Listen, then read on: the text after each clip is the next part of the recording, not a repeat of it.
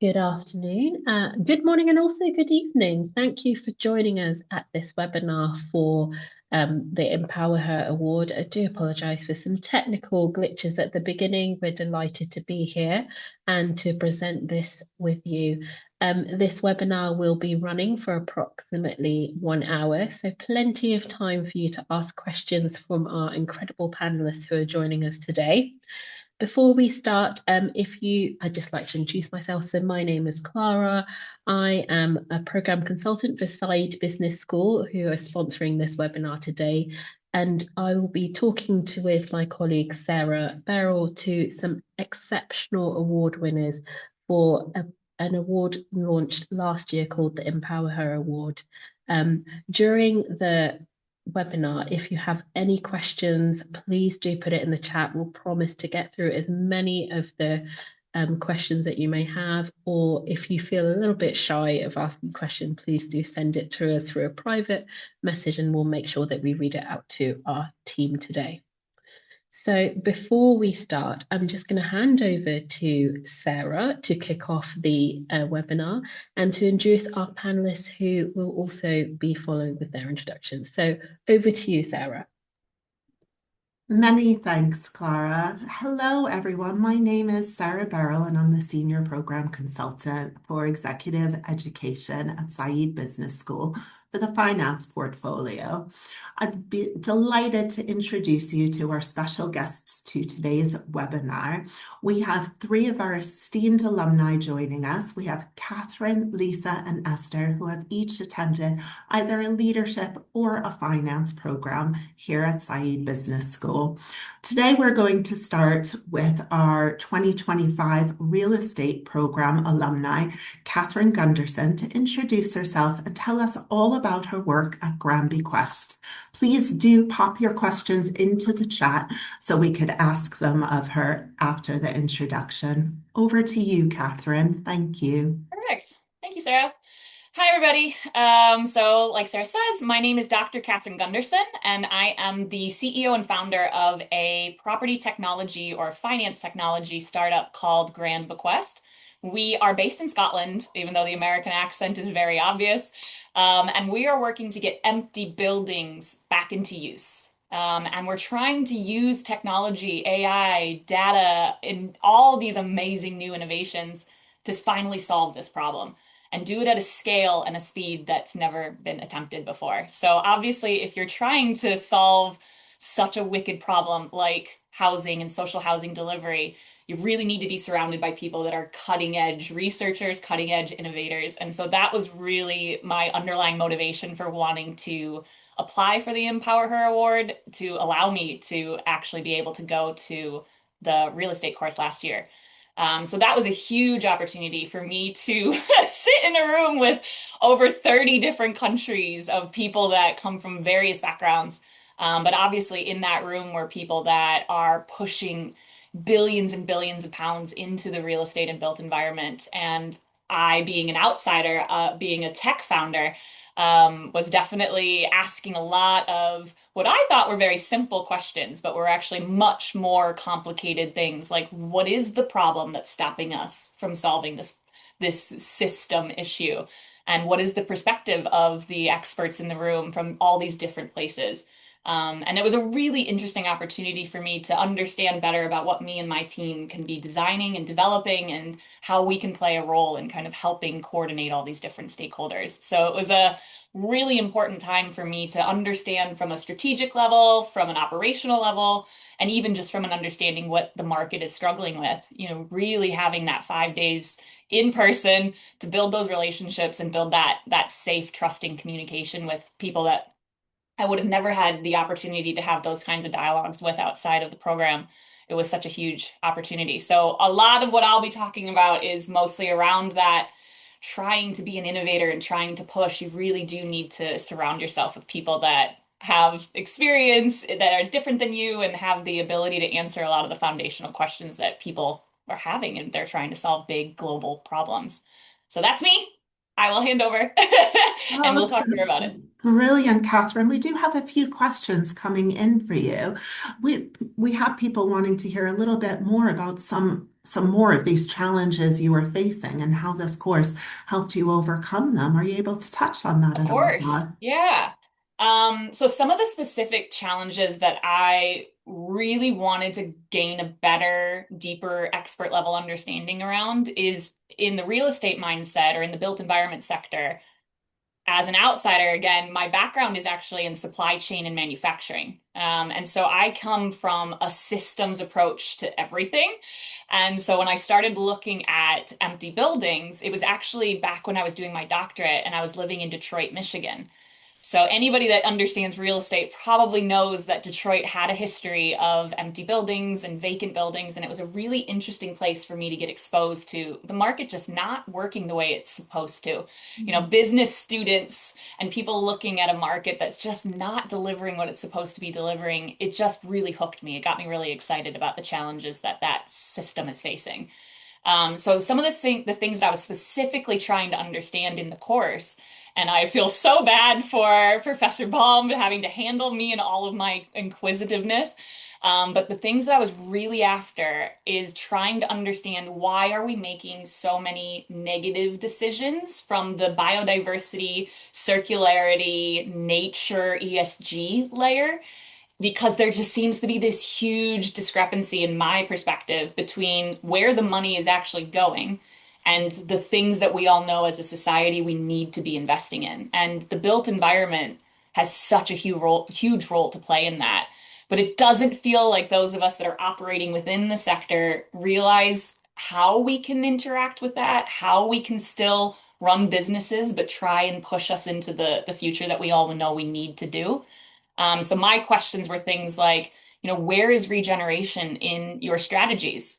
Where is it even in your conversations? We're not even talking about how to deliver sustainable, circular, all these words. We're not even in the place where we're at a stage where we can activate at the scales that we need to. We keep doing one-off pilots over and over and over. So it was a really fascinating room to hear the feedback was because it's just not in their mind's eye. They don't even see these programs, these sites as options. They see them as potential demolitions, clean slates that then new construction can activate. So it's even from the beginning of the process where we're just not thinking about brand new sustainable ideas. So that was also a big part of me being in the room was just the shock, really, of how many people just aren't even looking at this stuff yet because they're just so busy in their day-to-day lives. So I think that's the other How do you opportunity. think the course helped you implement some of those changes, and how long did it take? Oh, it's still happening as a startup, as many people would imagine. Me kind of just being in all these different environments and kind of learning from all the different sectors. But right now, we're definitely focused on real estate finance. So that was a huge part of the phase of discovery and development. So even after the course, I've been lucky enough to be able to continue to engage with Professor Baum. And I even went down to London a few weeks ago and continued to harass his brain on where is the gap between what pensions and bonds and the real estate finance market and social housing delivery. We just have to keep fighting this fight until we're able to solve it. So definitely open doors that wouldn't have been open Well, previously. that's brilliant, Catherine, so much. We will come back to you and hear more about the program, the work you're doing, and how the Empower Her Award impacted you. And now I'd like to take the time to introduce you to Lisa Martin, who was alumni of the 2025 Oxford Program on Negotiation. And Lisa is founder of True North Executive Coaching and Leadership Practice. And she is here to tell us a bit more about the work she does and the program she took part on. Over to you, Lisa. Thank you, Sarah. Yes, my name is Lisa, and after years of consulting, I took the plunge towards the back half of last year and launched my own coaching practice and leadership consultancy called True North. I work with senior leaders and leadership teams, mainly in the corporate world, sometimes outside of that, but mostly senior corporate leaders. My motivation for taking the negotiation program was a bit different to most of the other participants. I had found that in my work coaching leaders, I was being drawn more and more into helping them to transform conflict within their relationships with their peers. And we know that once that conflict exists between leaders in an organization, well, their team's ways of working and their business units don't function very well together either. So I was already helping with that, and I did some research as to what would be the best piece of learning for me to do to really, really optimize my ability to bring value to those situations. And I looked at the Oxford Program for Negotiation and thought, well, most conflict really, negotiation is a key part to transforming that. And I'm very passionate about creating win-win-win outcomes for people and teams. So that was my motivation in taking it. And I was able to use it straight away back at work. So in terms of how I've used it, aside from conflict resolution, around career transitions for leaders, leaders negotiating their exit strategies from organizations, also people moving into new roles and negotiating what's best for them and also what's best for the other party. So it's been really, really impactful on my work and also in my own thinking, in my own personal life as well. So I'm very grateful for the time I spent and for the Empower Her Award. Oh, that's really helpful and interesting to hear, Lisa. Can you tell us a bit more about why you applied for Empower Her and the impact it's had? Oh, thanks, Sarah. It was quite interesting because when I initially applied to do the program on negotiation, I wasn't aware that the award existed. And I had started my application, and I had started my application for the program. And when my circumstances were changing, I thought, I'm not sure if this is the right time for me to invest in this. The learning will be fantastic, but I'm not sure timing wise if I should wait until next year. And someone reached out to me from the team when they noticed that I hadn't completed my application to make me aware that this award had existed. And I know, and myself and Catherine spoke about this before, but I knew that the award existed, and I just thought, oh, there'll be so many people applying for it. I won't bother. And it was right up until the last day, just before the closing date. And I was having coffee with a friend of mine, and she'd said, "So have you gone and applied for the program on negotiation? Do you really, really want to do that?" I said, "Yes, I know. I haven't applied, but there is this award available." And she said, I think you need to apply for the award straight away. So I did, and I got it, and it was fantastic. And I know Catherine and I spoke about this before. Very often when we look at these things, we think that they might not be accessible for us. And it just goes to show, apply. If you really want to do a program and the award is there, apply for it because you never know. Oh, thank you so much for sharing that, Lisa. We're so pleased that you did apply, attend, and of course are able to join us today. I'd now like to pass over to our other alumni joining us today. So I have our 2025 Bank Governance Program, Esther Chibesa, joining us today to talk about some of her previous banking work at Citigroup. So Esther, over to you. Tell us about the work that you've done and the program you attended, please. Thank you very much. Good day, and nice to meet you, Catherine and Lisa, as well. So I am a banking veteran. I worked for 25 years at Citi, and my last assignment there was as head of our Treasury and Trade Services business at the time. It was called that. And I opted to leave. I thought it was a good time to leave the banking world as an executive last January. And so, Lisa, what you were saying is really interesting because, in some ways you have to negotiate these things. But I wanted to leave. I felt it was time for change, but I wasn't entirely clear exactly what else I wanted to do. However, I was clear that I wanted to continue to contribute in the banking world, in the world of banking. I felt I had long-standing experience. I was responsible for the Sub-Sahara Africa business That gave me multi-market experience and exposure and understanding. And I felt that in some way, shape, or form, it was useful experience. I'm also a great believer in this continent. And I felt very strongly that if I could translate what I knew in ways that were meaningful within the banking or the financial services world, that would be useful. So I set about finding my next assignment, and very, I guess, fortuitously, I was able, not at the time of the program, but just before the program was completed, I was able to apply for and later secure a role as a non-executive director at EcoBank Transnational, which is a Pan-African banking and financial services institution operating in 35 markets here.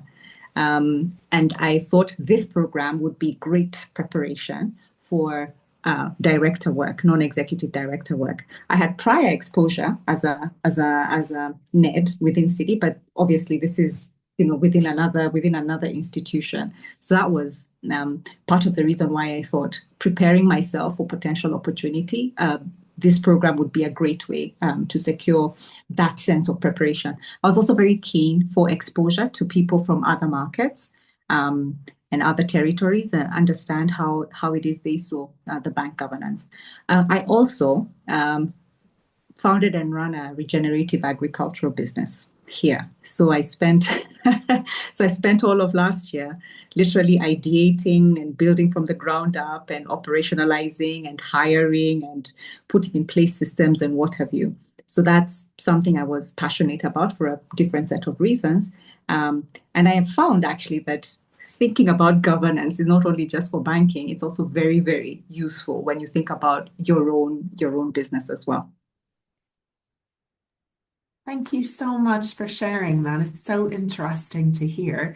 You touched on the cohort on the bank governance program. Can you just tell us a bit about, your involvement with the cohort during the course? Have you had any involvement with the cohort after you finished the course, as well as alumni? Yes. So I must say, it exceeded my expectations. Yeah, the group that I was very lucky to interact with. And these are very senior bankers. Some are central bankers, people whose calendars it's difficult to get on in the normal course of things are there right alongside you, learning with you. So it was quite varied. Lots of people from all over the world, I have to say, as far as New Zealand, places in Europe. We had somebody from Canada as well. So it was very varied group, very rich and very varied group. It was very interesting to learn from them. I think part of the richness of this experience is that you get to hear firsthand the experiences of professionals that come from other places where there's similarity, but also where there's lots and lots of great diversity. But I think the other thing that was also very affirming for me was that it turns out, there's lots of good things going on in the emerging markets as well. Lots of great learnings and new innovations and things that we can provide, which is sometimes difficult to come across. But when you're in a room with people who sit in the engine rooms of critical decisions, you get to learn about these things. So I have to say that was a real blessing. We continue to interact. We continue to encourage each other. We continue to cheer each other on. Every so often, people might share an opportunity that may come up from time to time. So it's a fantastic platform for continuous networking and for continuous growth. That is great to hear. You really were a special group, and I'm so glad that you're still in contact, supporting one another. So thank you so much to all the alumni panelists for introducing yourself and sharing the wonderful work that you do. So we are now going to move on to a group discussion just to talk more about the courses, the impact, and of course the EmpowerHer Award. So please do continue to be popping some questions into the chat just so we can answer anything that might be on your mind. But right now I want to turn over for all of us to look at and think about the EmpowerHer Award, which we know that could help with the tuition fees for the programs, and that you have applied by submitting your application as well as a short essay saying about the work you're doing and the impact you would like to have. So I just would like to hear a little bit more about why you applied for the award. Lisa started talking about that a bit earlier, about that process, but why? What drew you to the award and appealed to you to want to apply? Catherine, you look like you have something to share there. You start first. Always. Thank you for the question. So I actually was reached out to by Clara. So she was my motivation. So again, these kinds of new programs, it really is just the serendipity of life. But I do want to pick up what Lisa was saying about the hesitancy of applying, even in general, because I do think that's something that women are always told to be more confident.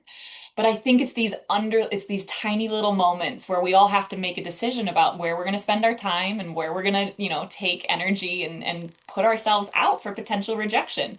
And so I think that was where Lisa and I were both kind of agreeing that it forced us to kind of just sit down and go, you know what, screw it, I'm going to try.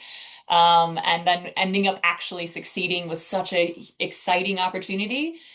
Because I do think we forget that women tend to have to deal with a lot more rejection in a lot of different environments, especially if you're pushing into spaces that are not used to women kind of being in a position of leadership and speaking out and asking very uncomfortable questions of the industries. So I think it is interesting about all three of us being in different programs and probably still having to face the same challenges in a lot of the different sectors.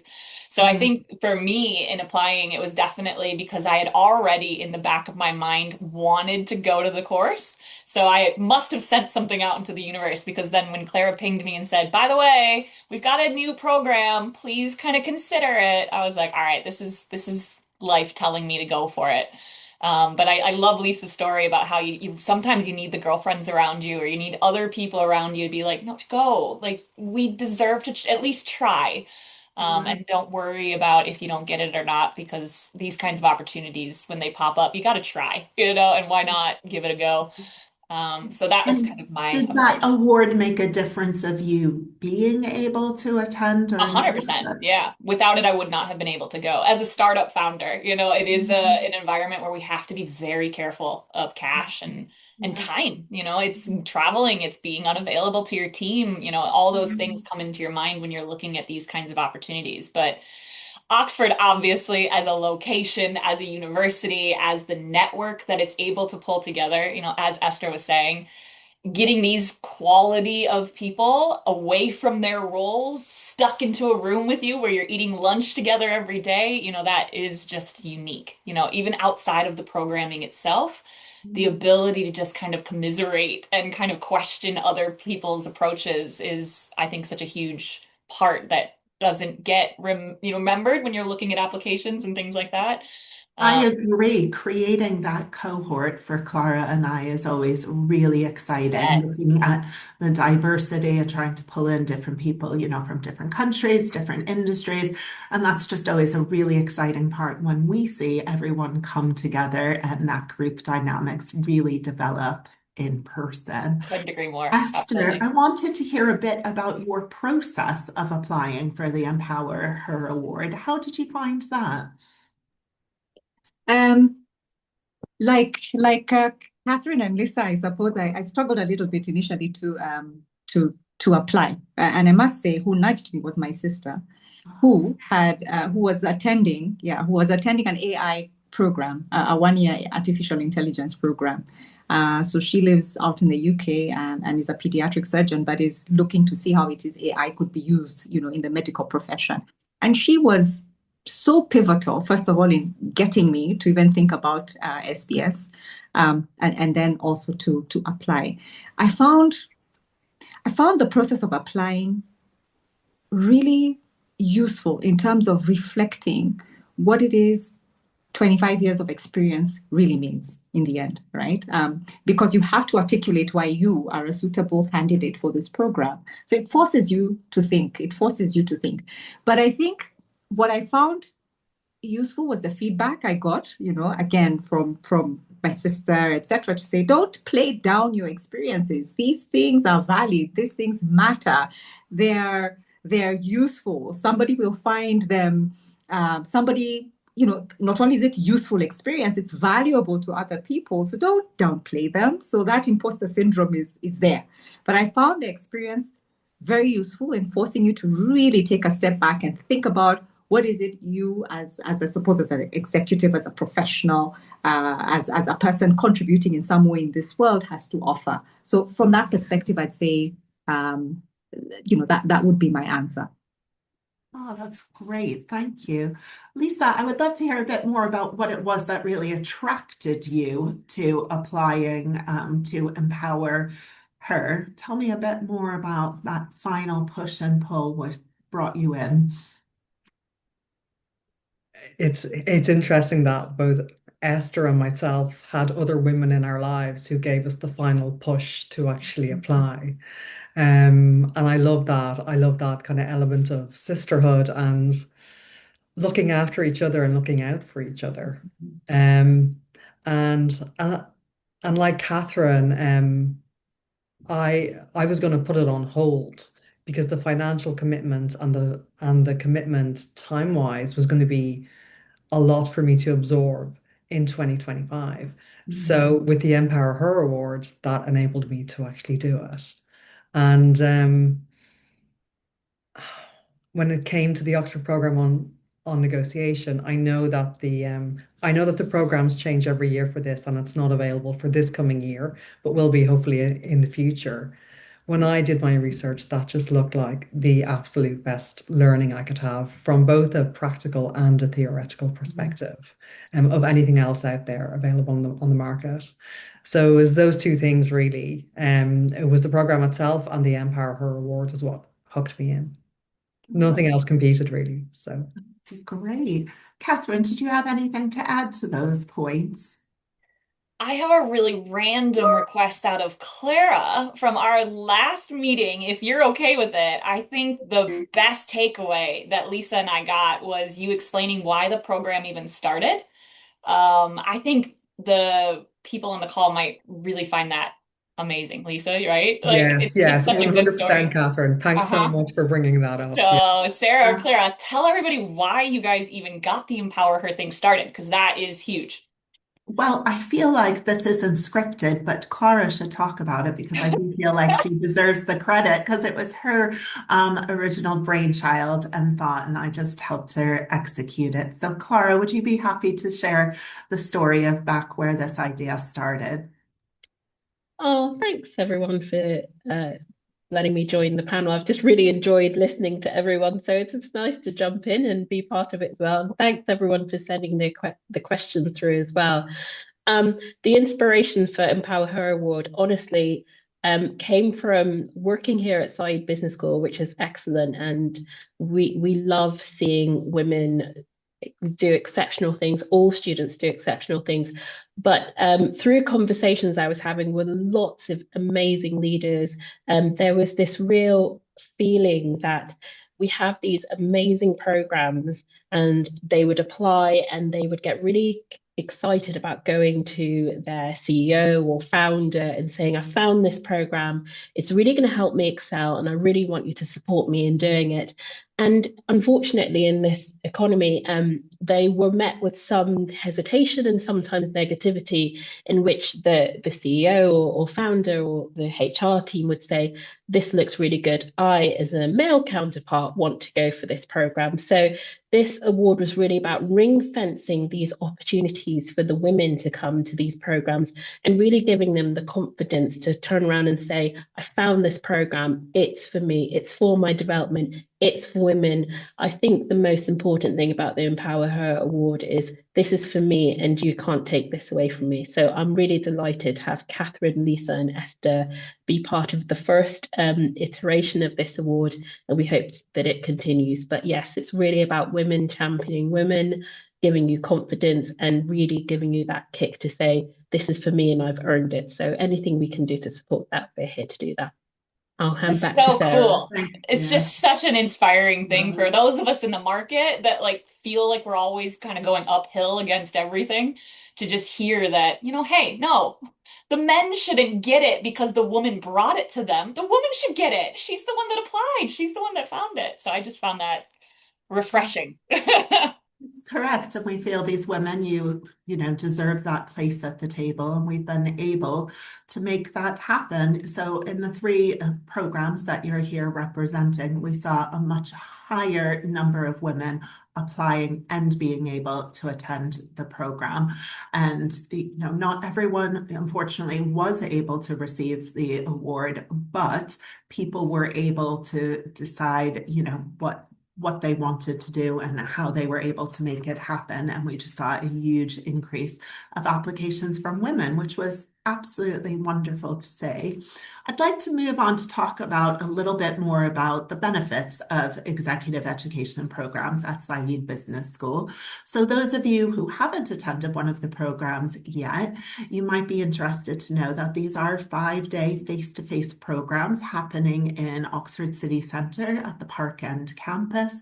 And teaching happens largely between 9 to 5 with different evening and afternoon activities going anything from group work to evening dinners or a walking tour of Oxford. So a real mix of academic and social. And we keep you really busy during that time with different lectures, different guest speakers and group work, as I said. Each program varies a little bit, and there's more information on the website for each program and each day. But I'd be interested to hear from the panelists what you felt the benefits of your program were for you. Who would like to kick off that answer? Well, looks like Lisa's going for it. Thanks, Sarah. So for the week itself, I think we touched on this already, but the quality of the cohort, so all of the different participants being with them for the week and people coming from all parts of the world, all walks of life, all different industries, and certainly on the negotiation program was incredible. And there were some real friendships formed over that week. And just like Esther, like we've kept in touch in our WhatsApp group. I think it's the same for Catherine also. Um, and aside from the learning itself, which is, of course, world class, which we would expect at Oxford, and the practical element as well. One of the highlights for me during the week was the dinner in the old college, in one of the old colleges, which was just so nice. Everybody got dressed up. It was a really, really nice evening that we all spent together. That and the walking tour of Oxford as well, which I found really interesting. Yes, And those are then, special. yeah, it was fantastic. And then kind of going forward after that, I think the credibility that having an Oxford program um it just brings something else, particularly, and I know we touched on this before, Catherine, as women sometimes when we can struggle a little bit to have our voice heard or have to push that bit harder. Being an alumni from an Oxford program, it seems to make people listen quicker than they usually would. I don't have to fight as hard. So I just thought that that was important to I mention, certainly from my perspective. Oh, thank you, Lisa. Esther, what can you add to those further benefits of the program you attended? Um, I think that this program gives you a language, right? For me, it has given me a continuing language. The content that you get is yours, right? You can continue to consult it, you can continue to look at it, you can continue to use it. And see, I attended the bank governance program, and we covered a whole range of topics, from strategic risk to mergers and acquisitions to all these hot new topics around AI and so on and so forth, right? So it gives you such a rich framework to continue to use, and it gives you a language, right, that's elevated from a governance perspective, right, that you can continue to use. So, for example, I now do work with the Finance, Risk and Credit Committee, and I do work with the Nominations and Governance Committee. And in both those spaces, I'm still finding that I can go back to the material and look through it and think about frameworks by which we can improve our practice, right? Where I can assist and be useful to my colleagues, where I can provide credible challenge, for example, where I can bring new thinking, etc. And I might point out that new thinking, because it is high quality, it's from the Oxford Said Business School, but also it's high quality because who was in the room with you, as we said, are some really exceptional people that bring experiences you never otherwise would be able to reach into. Here's the other benefit. You can still reach out to a colleague who has a particular understanding in a particular area, right? That is still very much a resource to say, hey, I remember you mentioned, like in one case, one colleague has some experience and expertise in indigenous banking, which I'd never even heard of before, which now I find, it's interesting, it's topical. That could be an interesting person to reach out to for a little bit further information. So I think the benefits carry. It elevates your thinking and it continues to give you frameworks through which you can continue to think and contribute effectively. Excellent. You touched on the materials that Said Business School gave you access to. Would you be happy to maybe talk about the Canvas platform and the information you received? Yes, I was thinking, first of all, that it is the team itself is high quality. Your program starts before you start, right? So there's the team reaching out to you, making sure you have access to the platforms. It's, the Canvas platform is a, online software through which you have all of your material posted, your readings and so on and so forth. You coordinate, with the course, I suppose with the course facilitators through that platform. You continue to have access to it during the program. And you will correct me if I'm wrong, but I think even now we continue to have access to that. You do so for that's 1 year after for a you year. finish the course, For a correct? year, correct, for a year. But the efficiency of the process, right? Knowing that I'm being onboarded cleanly. We all know what a terrible onboarding experience looks like, whether it's at work or in other circles. But this I found to be quite a clean onboarding experience. The material continues to be available to us for a period of time.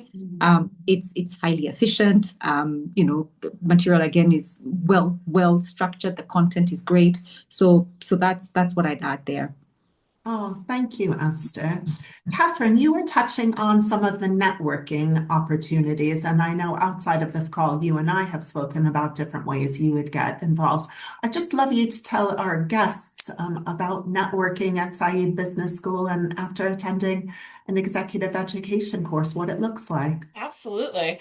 I feel like all of us would agree that we aren't doing enough because of the amazing people that you meet. You feel like you should be talking to all of them all day, every day.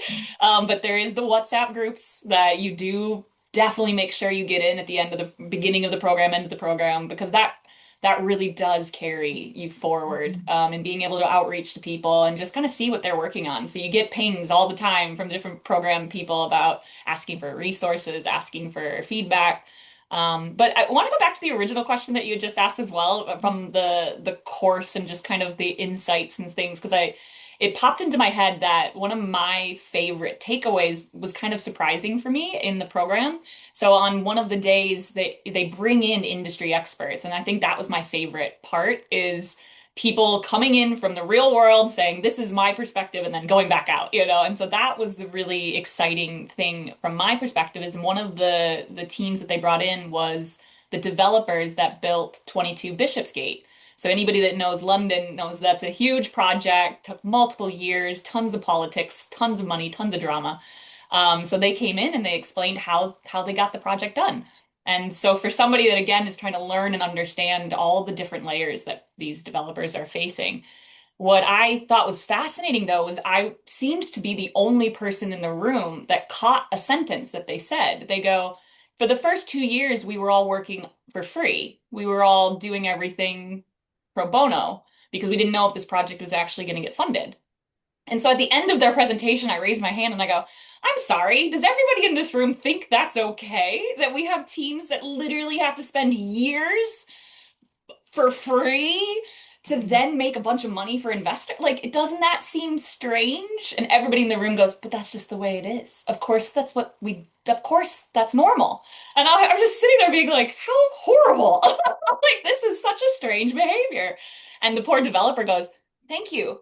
Nobody ever thinks about us like that? We're just these horrible people in the mind. And so again, it's just a refreshing space to kind of hear different people asking questions and kind of challenging just the normal systemic sector language. So I think that's the other thing in the back of my mind that we all need to take a moment to appreciate is by having such different people from literally all around the world crammed together, it's inevitable that you're going to get people asking from their unique perspective questions. And that I think that's the best part is when all of that dialogue, all of a sudden one person says something and it just hits in the back of your head and it doesn't ever leave.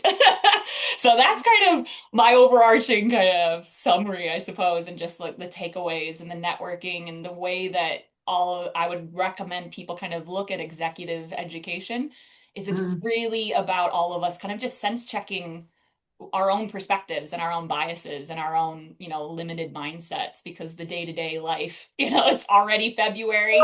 Everybody else, I'm sure, is just shocked by how fast time is going again. So I think it's just that moment where you can kind of be a student again and kind of just ask curiosity questions and not feel the pressure of always having the answer.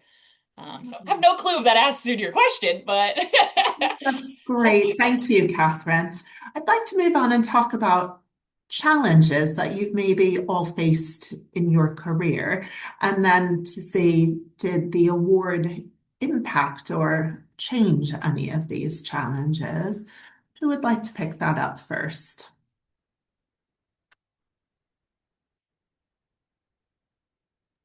All I'll right. go quick just because, as the tech founder, I obviously live in challenges. That's literally my whole life.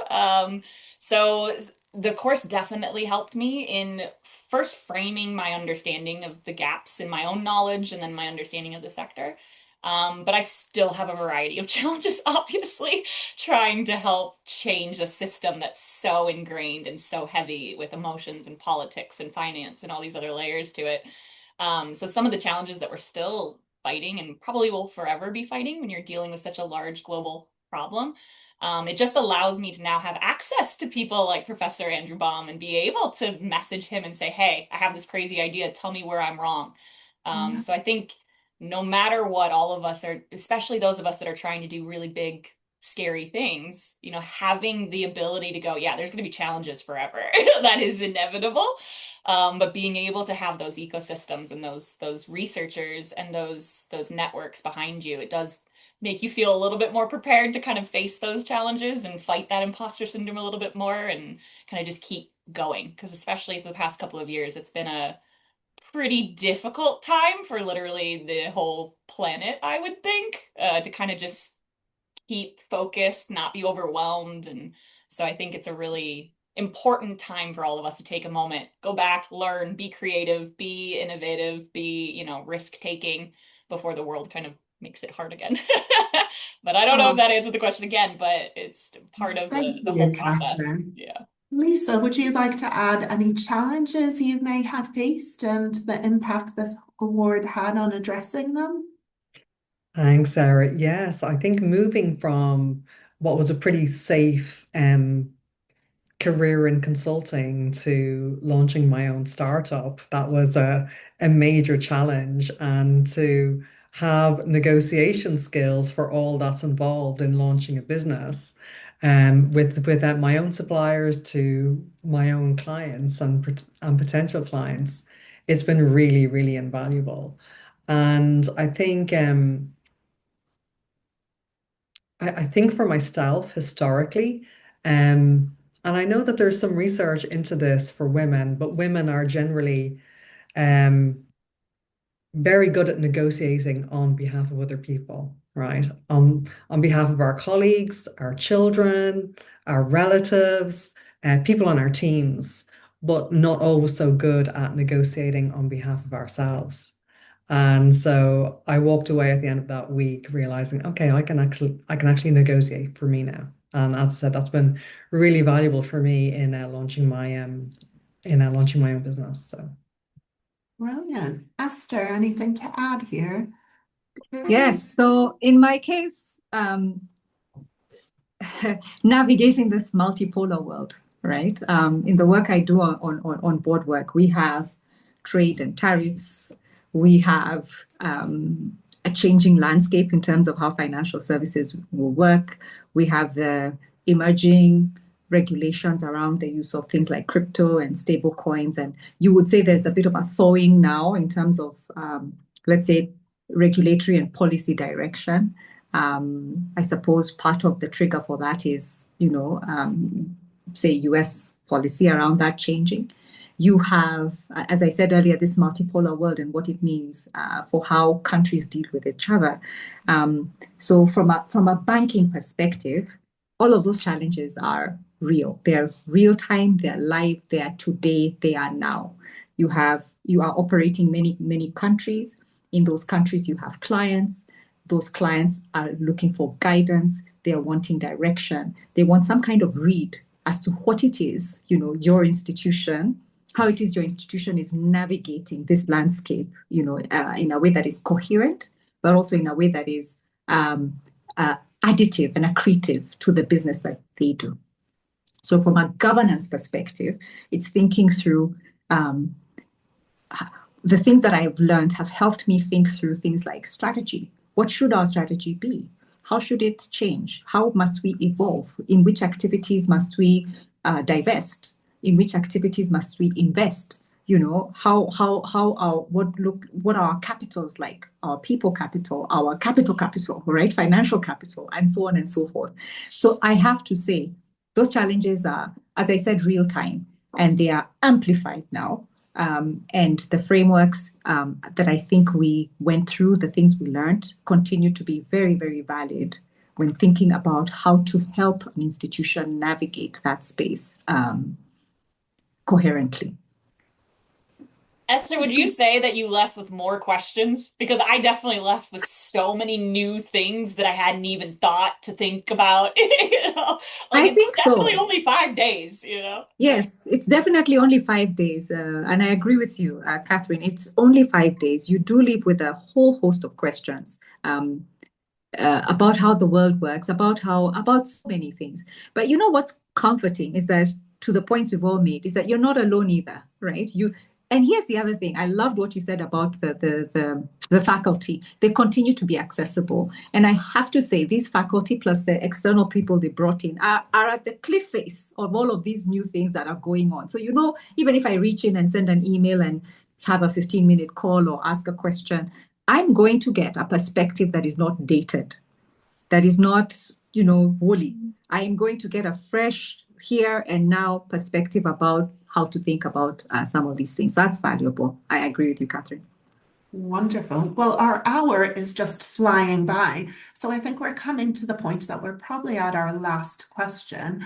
And I would just like to make everyone aware that this webinar is actually launching the EmpowerHer Award. So you can start finding information after today's call on how to apply and use it for 3 programs: Valuation of Private Assets, the Oxford Bank Governance Program, and the Oxford Real Estate Program. All of those details have been put in the chat, so you can start looking through those programs. You could also book a call with Clara and I if you have any questions, any concerns, but we're here to guide you and support you through the process. But my very last question for the panel is, what advice would you give someone if they were considering applying to the EmpowerHer Award? Lisa, I'd like to start with you. Just do it. Just do it. If you're thinking about it, what's the worst that could happen? Just do it. Great. Is that what your friend told you? She just kind of looked you in the face and said, "What are you waiting for?" Like, I feel like all of us need that friend. Yeah, she's like, just Right? go do it now.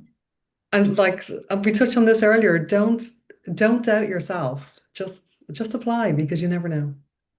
Yeah, I think Brilliant. Esther's point too of all of us needing to sit down and go, why do I deserve a room or a seat in that room with all of Yeah, those amazing people? You really do yeah, have to kind of reflect and focus yeah. on that. And And it is a little scary, remember, but it's important. yeah, Yeah. and remember how amazing you are. Yeah. We all have so much to give. Yes. Esther, what do you add to that?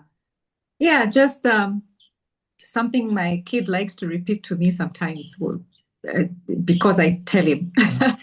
But in his case, he says, "What's the first step? Go do that." Right? So he always says, "Courage is fear walking. What's your first step? Just go do that." Yeah. Brilliant. Well, that's some amazing advice and information from our esteemed panel. I just want to thank Katherine, Lisa, and Esther for joining us today, for all your insight, information. It's been wonderful to see you and talk to you.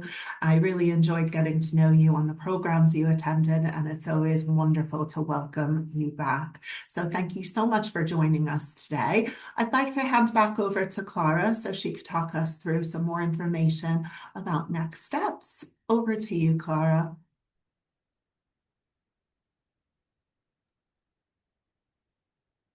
Hi, everyone.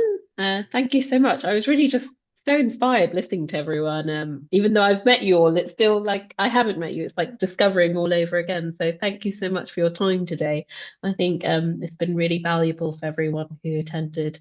As Sarah mentioned, we are launching the award today. Just a couple of things to talk through about the award. So the award is specifically for the bank governance program, the real estate program, and also it will be for, oh, thank you, Honor, for adding the slides, and it will also be for the valuation of private assets program. So this year we're focusing a little bit more on finance. That's not to say in the future we won't be opening up to other programs, but this is the focus this year, and we hope to continue to increase it across the different portfolios. The main thing to think about with the EmpowerHer Award is you can apply from the 8th of March. I have dropped the website in there for you to look at as well. When you're making your application, we really advise you to include a 500-word short description that talks about why this award is going to make an impact for you, why you feel you should be in the classroom with us, and just really make us be inspired to have you with us. So please attach that alongside your application. If you'd like to meet us in person, we actually have an executive education networking event that is in London on the 5th of March. So it'll be from 6 till 9:30. So you'll get to meet Sarah, I, and the rest of the team. And you'll also hear from Athol Williams, who is our academic director and lecturer in management, who'll be giving some insights into his practice. And we'll also have some alumni from the Impact and Finance joining us. So if you'd like to come, please do scan the QR code and we'd be delighted to meet you in person. Other things to look out for, if you have some questions that maybe you were not able to put in the chat, please reach out to me or Sarah. We have email, and then you can also reach us via our telephone numbers. If you prefer WhatsApp as well, please do send us a WhatsApp and we'll get back to you as well. As we said, the EmpowerHer Award is launching on the 8th of March, and we'd be delighted to have some applications or some questions about it. It's been wonderful seeing you all today, and I look forward to engaging with you. And once again, just thank you to Sarah for being such a gracious host, and for Katherine, Lisa, and Esther for giving up their time today. It's been wonderful to spend time with you all, and look forward to speaking to you at the next webinar. Thank you, everyone. Goodbye. Bye, everybody. Thanks, Bye, everyone. everyone. Thank you. Thank you. Bye.